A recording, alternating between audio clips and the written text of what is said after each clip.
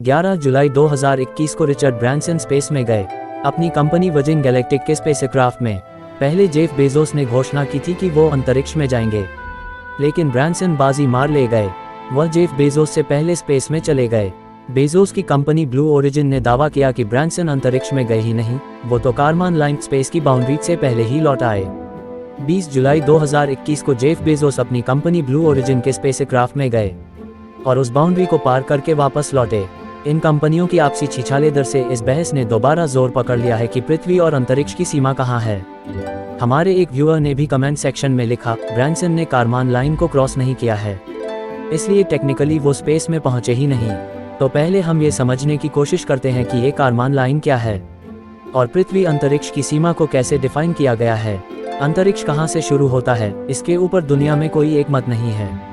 भिन्न भिन्न देश और भांति भांति की संस्थाएं अलग अलग बाउंड्री बताते हैं, लेकिन ये सभी लोग एक डेफिनेशन पर राजी हैं, वो ये कि अंतरिक्ष वहाँ से शुरू होता है जहाँ पृथ्वी का वायुमंडल खत्म होता है।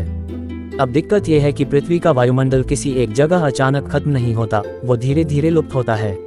पृथ्वी का वायुमंडल बहुत सारी गैसों से मिलकर बना है। बाकी चीज़ों की तरह गुरुत्वाकर्षण इन गैसों को पृथ्वी से जोड़े रखता है।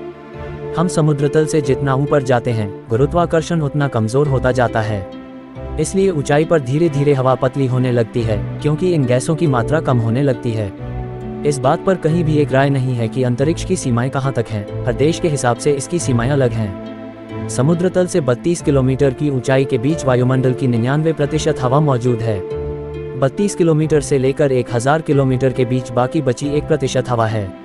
अगर हम एक ऐसी बाउंड्री डिसाइड करते हैं जहां हवा का एक भी कण मौजूद न हो, वो 1000 किलोमीटर के करीब होगी, लेकिन प्रैक्टिकली ऐसा करना मुमकिन नहीं है। इंटरनेशनल स्पेस स्टेशन समुद्र तल से लगभग 400 किलोमीटर की ऊंचाई पर परिक्रमा करता है। हबल स्पेस टेलीस्कोप 500 किलोमीटर की ऊंचाई पर है।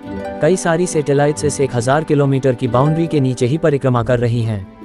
इसलिए 1000 किलोमीटर को स्पेस की बाउंड्री कहते ही ये सभी सैटेलाइट्स ना होकर एयरक्राफ्ट हो जाएंगी और फिर बहुत दिक्कत हो जाएगी। इंटरनेशनल स्पेस स्टेशन समुद्र तल से लगभग 400 किलोमीटर की ऊंचाई पर परिक्रमा करता है। ऐसे तो हम पृथ्वी और अंतरिक्ष की कोई सीमा तय ही नहीं कर पाएंगे। नहीं, इसका एक उपाय है। इस उपाय का नाम है कारमान लाइन।